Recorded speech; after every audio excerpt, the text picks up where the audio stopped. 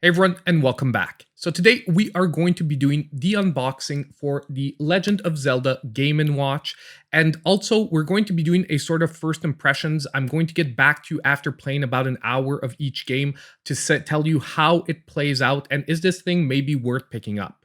Now, obviously, in the process of all this, we are going to be comparing it to last year's Mario Edition because it's really the only thing we have to compare it to. But already, just by the details on the box, we can tell that this time they've been far less stingy with what's included here. Basically, this time to begin with, you're getting 3 full games. You're getting the original Legend of Zelda, you're getting Zelda 2, The Adventure of Link, and you're also getting Link's Awakening from the Game Boy. And that's actually the one I'm most excited to see how it translates to this, because originally it was a Game Boy game. It actually fits probably a lot better in this sizing of a screen. Now look, we're not going to waste any more time here in the intro. We're going to flip right to the unboxing, and we're going to talk more about it anyway after I've had a chance to play with it a little bit.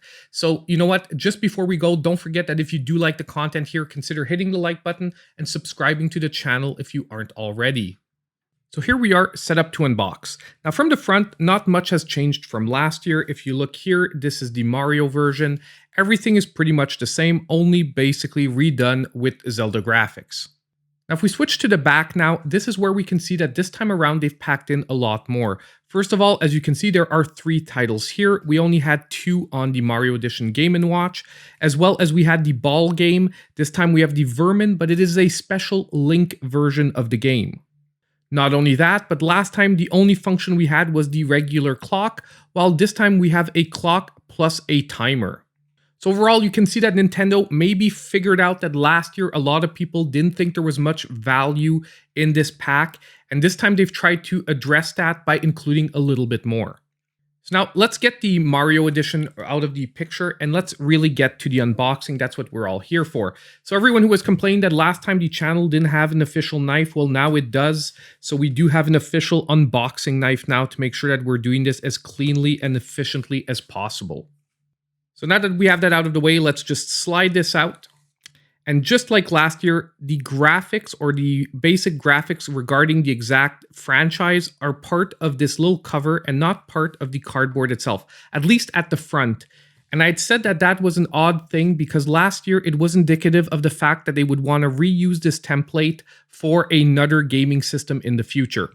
Now the back part that presents itself as Zelda is part of the cardboard itself, but already if Nintendo has to redo only 50% of the template, you know, that's what they like. They like to save as much work as possible.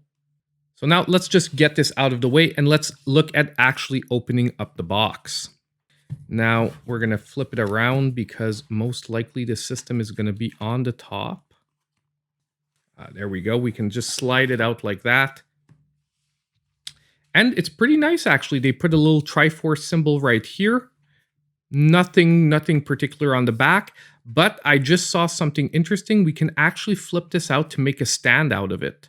So we might do that a little bit later, right away after. Right here in the back, we have these little things here. We'll be able to flip them out, and most likely this will be a stand for showing this off. I have to look. I didn't actually notice last year if the Mario one had that one as well.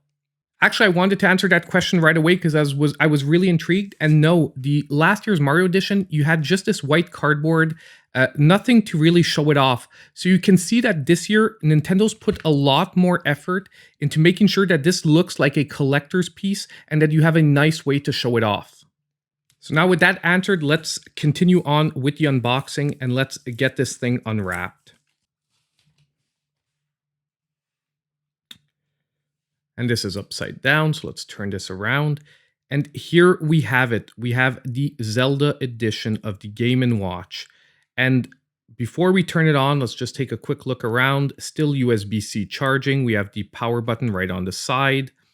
The D-pad, I'm thinking it doesn't feel changed from last year's. Let's just put the last year's in here. Yeah, it looks exactly like the same setup. The only major difference is now we do have a start and select, which obviously is something that is good, especially for Zelda, that you have a dedicated start and select button, because as you know, we'll have to menu a lot more in Zelda. So you can see that Nintendo has thought of that this time around. But other than that, we have the little speaker opening there on the side. these things are pretty similar. So let's put the Mario one out of the way. We do know now that they're similar. And once again, we have the Triforce branding here at the bottom. A nice another little touch this year, because the Mario one, I'm looking to the side, there is no branding. There's not like a mushroom or something that they could have branded Mario. So they are putting a little more details to make sure that this looks like a collector's piece. Now, the moment that we've all been waiting for, let's see if there's some battery and if we can turn this thing on. Ooh, and a nice little startup time. So now I set the time and everything we needed to do.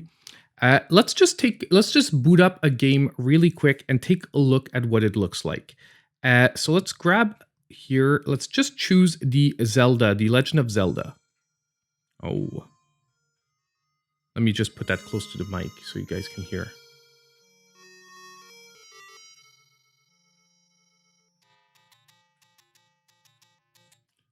Oh yeah, that sounds good. Honestly, I wasn't expecting such a good sound.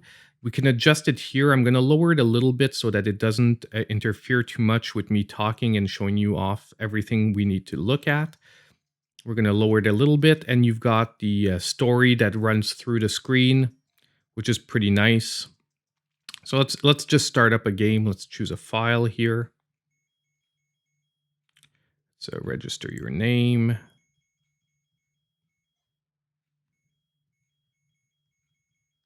Give me a sec.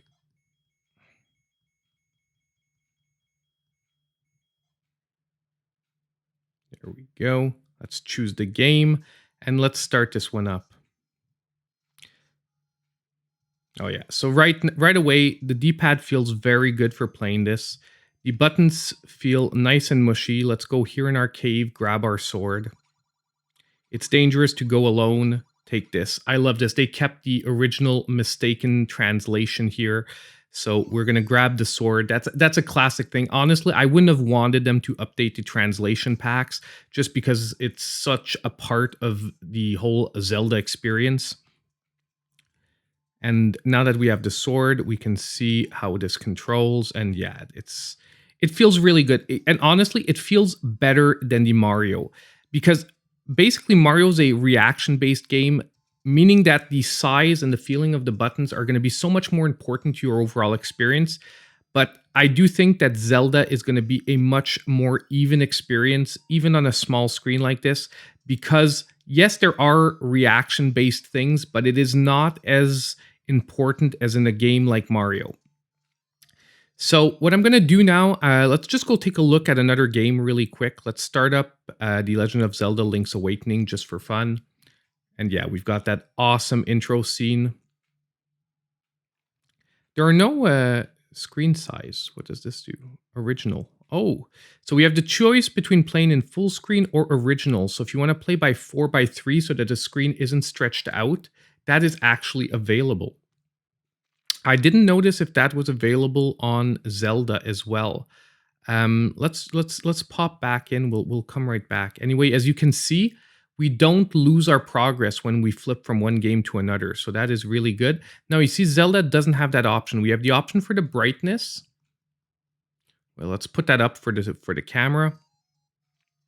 But we do not have the option for the screen size. So that is something that is really only on the Game Boy one, which is actually good that they included. And personally, I would play on the original size to have that real Game Boy feeling from all of this, and the stretched out size. Let's just start one up really quick here.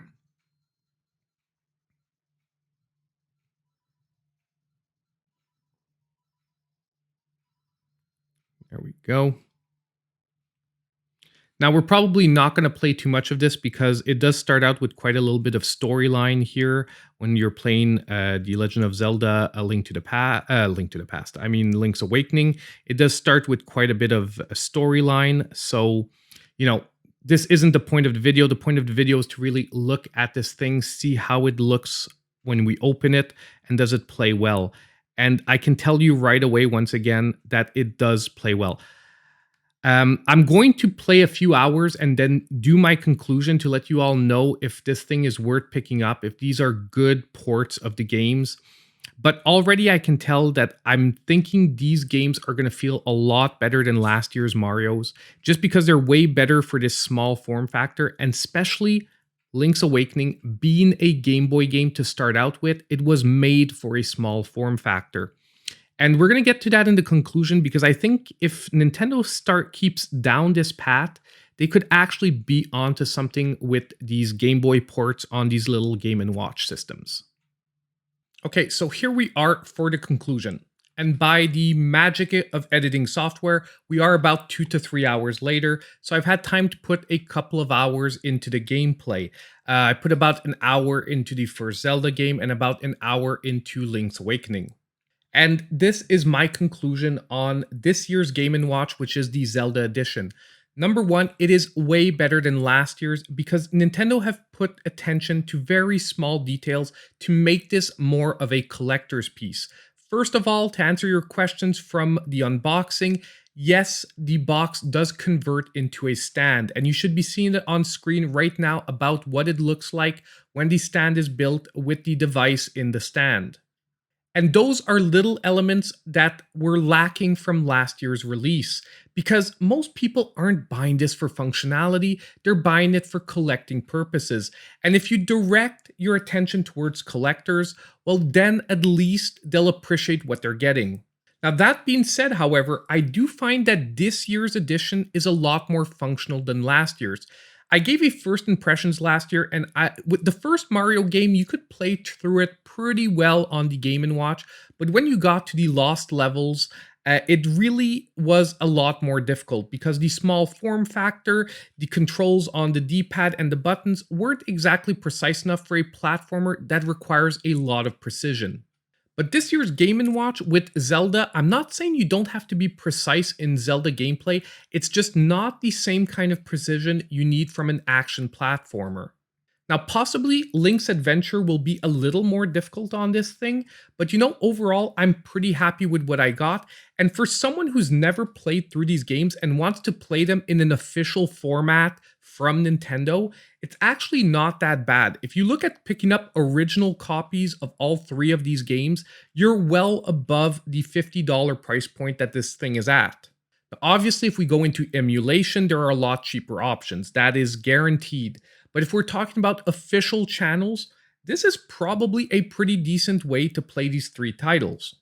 Of course, if you do have a Nintendo Switch Online membership, you can play the first two Zelda games on your Nintendo Switch, but you can't play Link's Awakening. So overall, it's more of a collector's piece, as I said earlier. Now, I will say, however, that there is something I realized by playing Link's Awakening on this. It's that number one, Game Boy games are actually a lot better in this form factor. Although the first two Zeldas play okay, I really realized that Link's Awakening is a much better experience. Because originally the game was tailored to be played on smaller screens.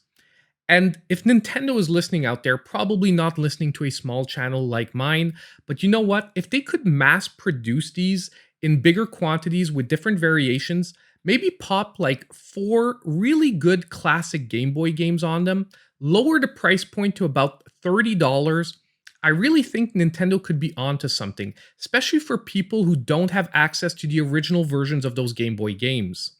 Heck, you could even hit up your partners like Capcom and do a Mega Man version of this with the Game Boy Mega Mans. Then you could maybe hit up Konami and do a version with Castlevania and the Contras. I mean, it's unlimited, and if you lower the price point, like I said, by another like $20 to $30, you can get a lot of people on board on this.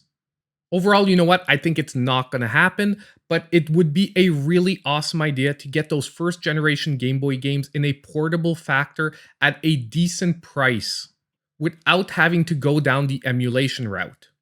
Anyway, I'm not going to rattle on anymore. The point was to unbox this, get my first impressions. Now you have them. Let me know in the comments down below if you think you'll be picking up the Zelda edition of the Game & Watch. And don't forget on the way out that if you did like the content to please hit that like button, subscribe to the channel if you aren't already, and hit the notification bell so you know when all my future content comes out. And as usual, I hope I'll see you in my next video.